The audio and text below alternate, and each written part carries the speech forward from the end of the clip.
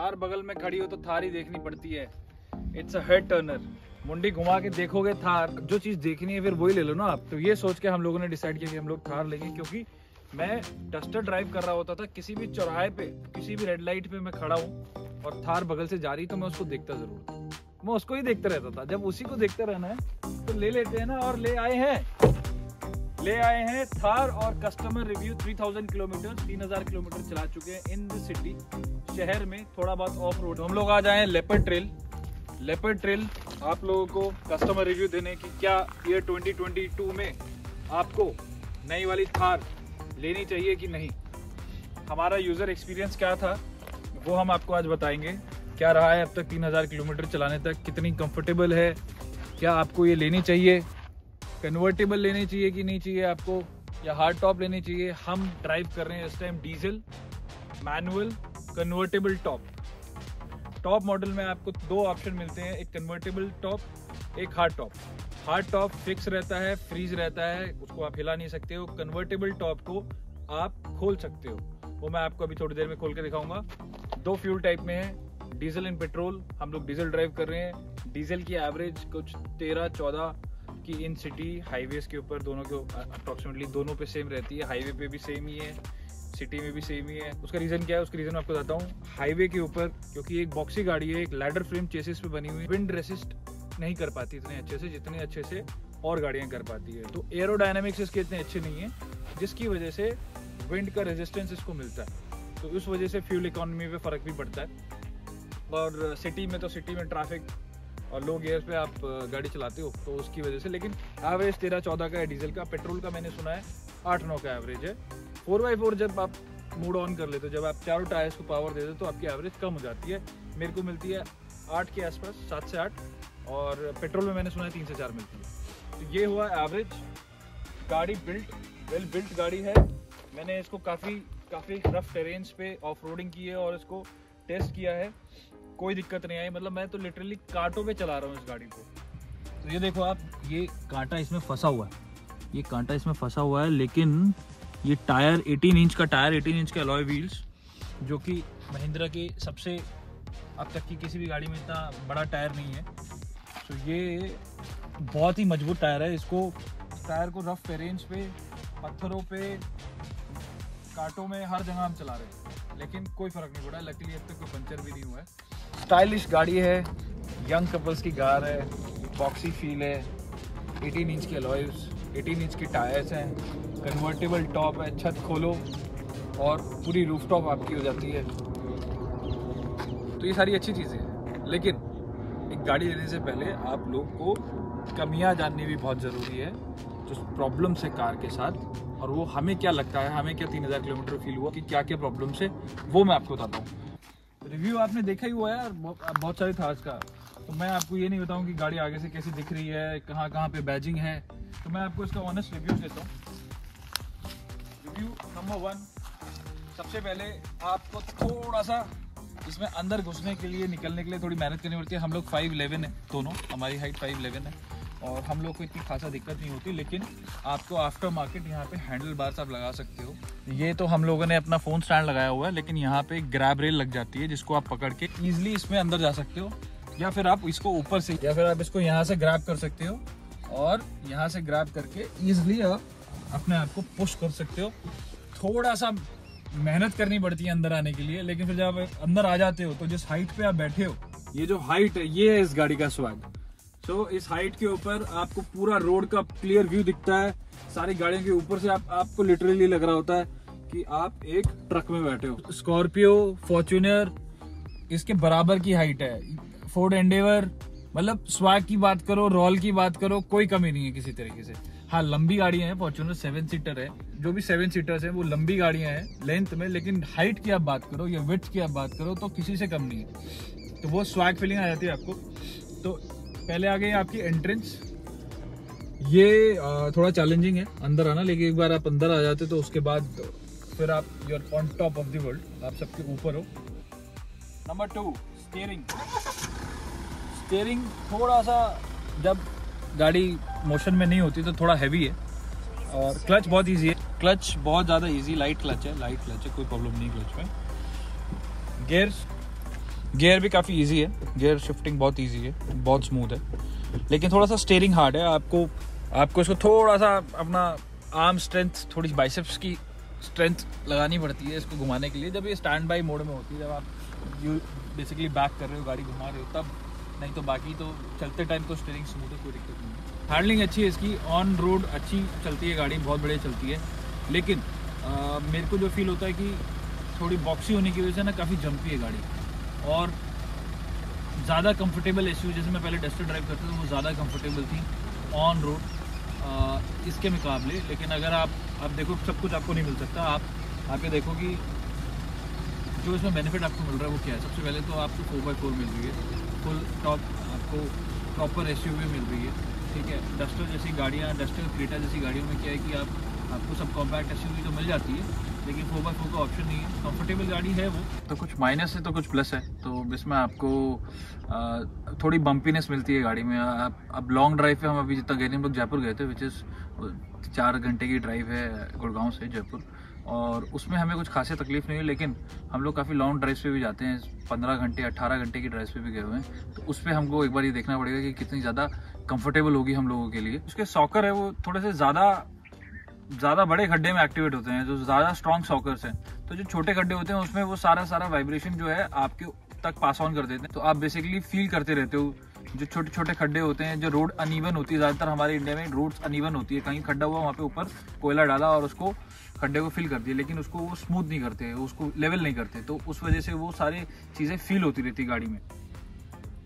तो वो एक माइनस पॉइंट है, नेगेटिव पॉइंट है। तो हम लोग ने क्विकली छत ओपन कर दी है इस गाड़ी की, प्रॉब्लम नंबर 2 दिखाने के लिए आपको। तो problem number 2, getting in the back seat. Back seat पे पीछे जाने के लिए ये एक लीवर दिया हुआ है आपको यहाँ पे, इस सीट पे, तो आपको पुल करना है, पुश करना है, और यहाँ से अगर आपको और स्पेस चाहिए तो इसको लीवर को ऐसे पुश करोगे, अब ये स्पेस आपको मिल गई। इस स्पेस में आप जब अंदर जाते हो तो ये आपका मूवमेंट है अंदर जाने का। वैसे इतनी कुछ खास प्रॉब्लम भी नहीं है, लेकिन जो शायद ओल्ड एज लोग होंगे उनको शायद थोड़ी तकलीफ हो, लेकिन यंगस्टर्स को तो कोई दिक्कत नहीं है। छत खुली हो तो आप ऊपर से भी कूद के आ सकते हो, या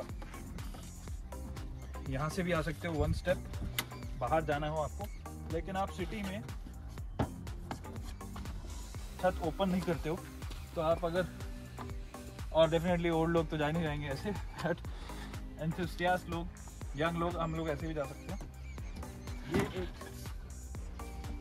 दूसरा स्टेप है गाड़ी के अंदर जाने का।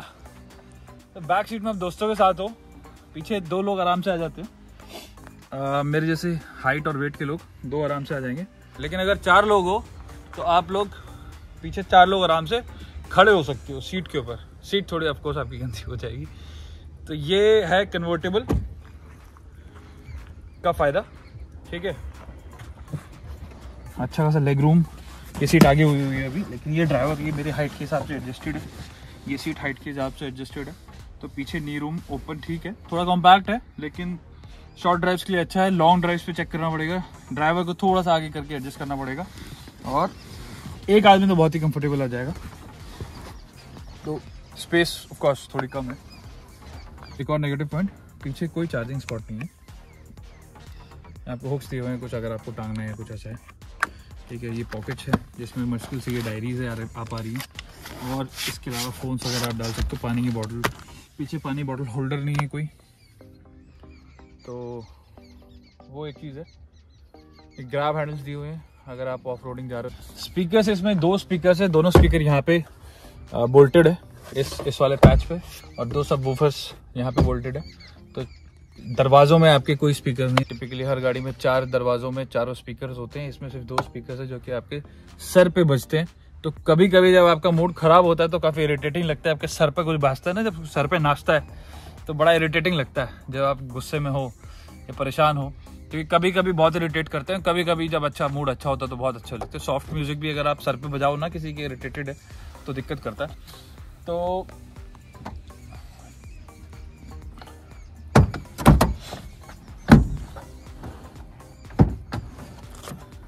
So getting in and out is a bit of struggle in the Mahindra Thar, लेकिन अगर आप लोग हमारी तरह हैं जो कि ज़्यादातर सोलो चलते हैं, जैसे मैं और मेरी वाइफ और हम लोग एक साथ ट्रैवल करते हैं, तो हमारी गाड़ी में 2 ही लोग होते हैं, तो ज़्यादातर पीछे वाली सीट खाली होती है। तो अगर आप लोग हमारे जैसे हो, आप लोग सिर्फ 2 लोग हो या आप सिंगल बंदे हो, तो आपको कोई टेंशन नहीं होगी, फिर तो आपको स्पेस ही स्पेस है। ठीक है, बॉटल होल्डर्स, पतली बॉटल आपको लेनी पड़ेगी। बॉटल होल्डर्स 2 दिए हुए हैं, एक यहाँ लेफ्ट पे, एक राइट पे। ये एक नॉब है जो कि नई गाड़ी आई थी और ये अंदर चला गया सीट के। ये क्यों है, इसका कोई रीज़न नहीं है, क्योंकि ये इसलिए है क्योंकि आप तो महिंद्रा ने क्या किया ना कि इनकी जो मशीन्स है, मैन्युफैक्चरिंग सेटअप है, वो सारी की सारी पार्ट्स को उन्होंने क्या किया, लेफ्ट दरवाज़ा राइट दरवाज़ा एक जैसा बनाया। तो यहाँ पे इन्होंने मिरर एडजस्टमेंट दिया हुआ है, तो सेम मशीन में दरवाजा बना तो सेम होल हुआ, सेम कटआउट हुआ, तो यहाँ पे ये लग गया। और उस वाली साइड पे उन्होंने क्या किया कि एक प्लास्टिक का कवर अप लगा दिया, लेकिन वो हाथ लगते अंदर चला गया। आगे बढ़ते हैं। अनदर प्रॉब्लम एक और प्रॉब्लम ये है कि एप्पल कार प्ले या एंड्रॉयड कार प्ले आज भी हमें वायर से कनेक्ट करना पड़ता है। मतलब क्यों, लेकिन जो है सो है, हम लोग को वायर से एप्पल कार पे कनेक्ट करना पड़ता है। ठीक है, ये मेरे को प्रॉब्लम लगी। आप अगर एप्पल कार प्ले दे रहे हो यार, तो कम से कम वायरलेस दो ना। उसके अलावा बटन क्वालिटी, उसके अलावा प्लास्टिक, हार्ड प्लास्टिक मुझे ठीक लगे, मुझे इसमें कोई शिकायत नहीं है। एक और प्रॉब्लम आगे बढ़ते हुए प्रॉब्लम्स की, ये ग्लव बॉक्स है। इस ग्लव बॉक्स में आपको हार्डली आप कुछ सामान डाल सकते हो, बुकलेट तो भूल ही जाओ, लेकिन इसमें हार्डली आप कुछ सामान फिट कर सकते हो। बहुत ही छोटा ग्लव बॉक्स है। Storage is a big problem. इसमें गाड़ी में सामान सीट पे फेंके रखो आप, और वो गाड़ी वैसे भी बाउंसी गाड़ी है, तो सब हिलता रहता है, सब गिरता रहता है, उछलता रहता है। बल्कि हम लोगों ने तो फ्लोर पे सामान रखना शुरू कर दिया, बॉटल्स यहाँ डाल देते हैं। ये बॉटल होल्डर भी, ये this is not bottle holder, ये कप होल्डर है। बॉटल तो नहीं जाने वाली इसमें, है ना, लेकिन हमें आदत है सेंटर में बॉटल रखने की। चलो अब आगे बढ़ते हुए एक और प्रॉब्लम, जब हमें एक यू टर्न लेना होता है, जब हम गाड़ी को यू टर्न घुमा रहे होते हैं, तो आप का एक चोर की नज़र बोलते हैं जिसको, वो ब्लॉक कर देता है। ये डी पिलर इतना ज़्यादा ब्रॉड है कि ये देखने नहीं देता। तो आपको जब वो एक ऐसी एंगल पे देखना है, आप देख सामने रहे हो, लेकिन आप एक और एंगल पे देख रहे हो जो चोर की नज़र से देखते हैं, जो एक एंगल पे दिखता है, तो वो एंगल पे फिर आपको आगे झुकना पड़ता है। आप ऐसे बैठ के नहीं देख सकते, ऐसे बैठोगे आपको एक ब्लॉक दिखता है, तो आपको आगे जाना पड़ता है और फिर देखना पड़ता है। ये मेरे को प्रॉब्लम लगती है। इसके अलावा AC is just fine. AC cooling बहुत अच्छी है, हीटिंग बहुत अच्छी है। AC में कोई शिकायत नहीं है। जो पहले वाली थार में सबसे ज़्यादा शिकायत थी AC की, वो इसमें बिल्कुल भी नहीं है। AC तो बहुत ज़्यादा चिल कर देता है। हैंड ब्रेक मुझे लगता है इतना इफेक्टिव नहीं है। क्यों नहीं है उसका रीज़न मुझे नहीं पता, लेकिन मैं जब हैंड ब्रेक पुल करता हूँ तो मुझे कुछ ज़्यादा उस पर रिलाय नहीं लगता। ऐसा लगता नहीं है कि ये हैंड ब्रेक मेरी कभी इमरजेंसी में हेल्प कर पाएंगे। ये मैं एक बार जानना चाहूँगा, अगर आप लोगों को पता है कि इसका हैंड ब्रेक कैसे इफेक्टिव होगा और क्यों इफेक्टिव नहीं है, तो प्लीज़ मेरे को कमेंट सेक्शन में कमेंट करके बताना।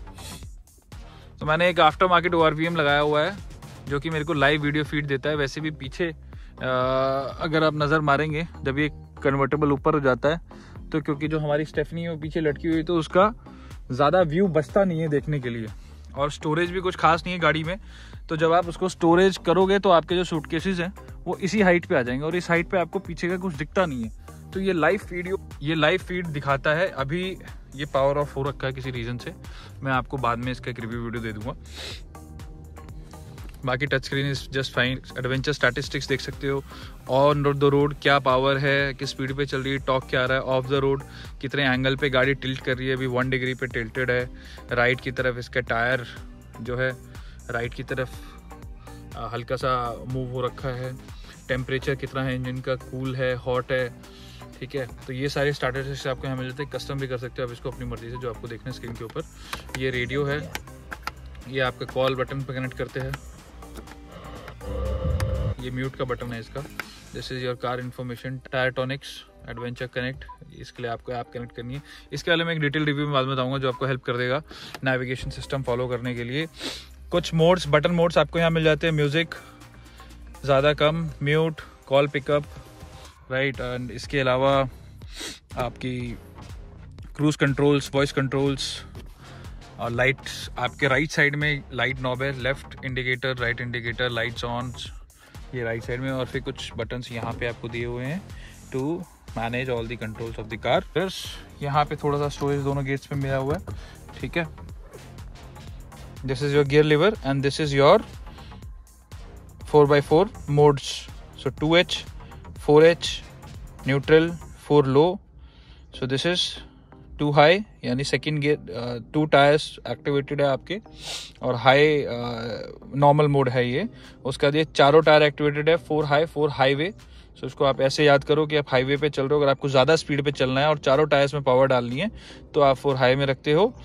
दिस इज न्यूट्रल अगेन और ये है 4 लो, यानी कि अगर आपको कम स्पीड पे चलना है और ज़्यादा पावर डालनी है, टॉर्क नहीं डालना, तो और टॉर्क ज़्यादा चाहिए आपको, पावर ज़्यादा चाहिए, तो आप 4 लो पे रखते हो। नीचे आपको 2 स्लॉट्स मिल जाते हैं चार्जिंग के, ऑक्स केबल। तो ये कूल बहुत लग रही है गाड़ी, है ना, और आप लोग देखोगे कन्वर्टेबल गाड़ी काफ़ी कूल लगती है, लेकिन सबसे बड़ी प्रॉब्लम कन्वर्टेबल कार की है, ये कन्वर्टेबल है। इसके 2 रीज़न है। पहला रीज़न ये है कि आपको शोर बहुत आता है। आप 40-50 से ऊपर जाओगे ना, आपको हवा की कपड़ा जो है इसका वो हिलने लग जाता है और वो बहुत तेज आवाज़ करता है, तो वो आपको बहुत इरिटेट करता है। आप लॉन्ग ड्राइव पे नहीं जा सकते हो। आप म्यूज़िक कितना सुन लोगे, कितनी तेज वॉल्यूम में सुन लोगे, आप नहीं कर सकते। वो एक बहुत बड़ी प्रॉब्लम है। दूसरी प्रॉब्लम है लोगों का शोर, क्योंकि साउंड प्रूफ नहीं है कपड़ा है, बाहर बंदा खड़ा होकर सब्जी वाला सब्जी बेच रहा है, बस वाला बस चला रहा है, ट्रक की आवाज़ आ रही है, कोई गाली दे रहा है उसकी आवाज़ अंदर आ रही है, क्लियर वॉइस आती है। तो कन्वर्टेबल हमने क्यों ली? हमने इसलिए ली क्योंकि हम लोगों को थार की बहुत तेज से आ रही थी, कि थार आ रही थी हमें, और थार आ रही थी तो थार करनी पड़ती है, तो थार हमने करी। तो हमें ऑप्शन नहीं मिल रहा था, हमें डीजल लेनी थी, ब्लैक ही लेनी थी, तो हमें एक ऑप्शन लिया कि कन्वर्टेबल ले लो, आफ्टर मार्केट बाद में हम चेंज करा लेंगे छत, और जब तक कन्वर्टेबल के मज़े ले लेते हैं, क्योंकि कन्वर्टेबल तो आ गई तो उसके मज़े ले रहे हैं हम अभी फिलहाल।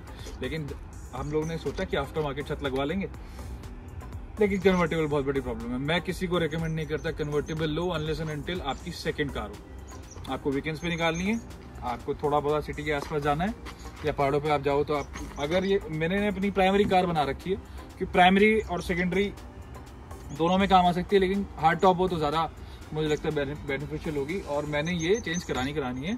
एक और प्रॉब्लम है कन्वर्टेबल की आवाज़, अगर आप इग्नोर कर सकते हो तो एक और प्रॉब्लम है पोल्यूशन, क्लियर पोल्यूशन अंदर आता है। खोलोगे तो डस्ट आएगी, आप इसको ओपन रखोगे तो डस्ट तो अंदर आएगी, तो नेचुरल, तो वैक्यूम कराना पड़ेगा पूरी गाड़ी। हम लोगों ने अभी एक दिन ऑफ रोडिंग गए थे और वहाँ पे हम लोगों ने थार ओपन करके हम लोगों ने चलाई थी। हमारे चैनल पे वीडियो भी आप ज़रूर देखना, लिंक मैं अभी डिस्क्रिप्शन बॉक्स में डाल दूँगा। और उस टाइम पे पूरा अंदर धूल हो गई थी, तो वो एक प्रॉब्लम तो है ही है। उसके अलावा तो मतलब हार्ड टॉप मैं रिकमेंड करता हूँ, गाड़ी में रिकमेंड करता हूँ। आप लोग यंग हो या आप लोग ओल्ड हो, एज डजंट मैटर, आप लोग एंथुसियास्ट हो, आप लोग कुछ एडवेंचर करना चाहते हो, तो ये एडवेंचरस कार है। हम लोग का पर्पस इसको थोड़ा टूरिंग का है और हम लोग टूरिंग करेंगे, देखते हैं कैसे कैसे करना है। हम लोग अक्सर घूमते फिरते रहते हैं, तो टूरिंग करेंगे। इसके अलावा मुझे कोई अब तक शिकायत आई नहीं है इसमें। एवरेज 13-14 का देती है, 12 का भी दे देगी तो कोई फ़र्क पड़ता है। अगर आप एवरेज के हिसाब से गाड़ी ले रहे हो तो ये रिव्यू भी मत देखना और गाड़ी भी मत लेना, क्योंकि एवरेज वाले तो भैया अलग कहानी है। अब इन गाड़ीज में आप एवरेज नहीं देख सकते। आपको पंची चाहिए गाड़ी, आपको पावर चाहिए गाड़ी के अंदर, रेव करे गाड़ी, आपके पाँव के हिसाब से चले, तो एवरेज भूल जाओ, एवरेज मत देखो। इसलिए मैंने एवरेज के ऊपर कोई ज़्यादा डिस्कशन किया नहीं। इसके अलावा पावर टॉर्क सब आपको पता है यार, ये मतलब this is a superb car, और हम लोग बहुत एंजॉय कर रहे हैं इसको, बहुत ज़्यादा एंजॉय कर रहे हैं। तो ये था हमारा यूज़र रिव्यू आफ्टर 3000 किलोमीटर। शिकायतें कोई नहीं है, ये छोटी छोटी चीज़ें आपको इग्नोर करनी पड़ेगी, कुछ पाने के लिए, कुछ पॉजिटिविटी इसके लिए कुछ छोड़ना पड़ेगा। 16 लाख रुपए रफली, अप्रॉक्सीमेटली 16,25,000 के आसपास मुझे ये पड़ी है। रफली पूरे कंट्री में 16 लाख रुपए के आसपास की कॉस्ट में आपको एक 4x4 vehicle, of the road vehicle, एक टूरिंग व्हीकल मिल रहा है। जो पावर इसमें मिल रही है, जो स्वाग इसमें मिल रहा है, जो हाइट इसमें मिल रही है, वो आपको और किसी इसमें नहीं मिलती। मुझे कोई शिकायत नहीं इससे। I am really happy with this car, या कहें I am really happy with the Thar.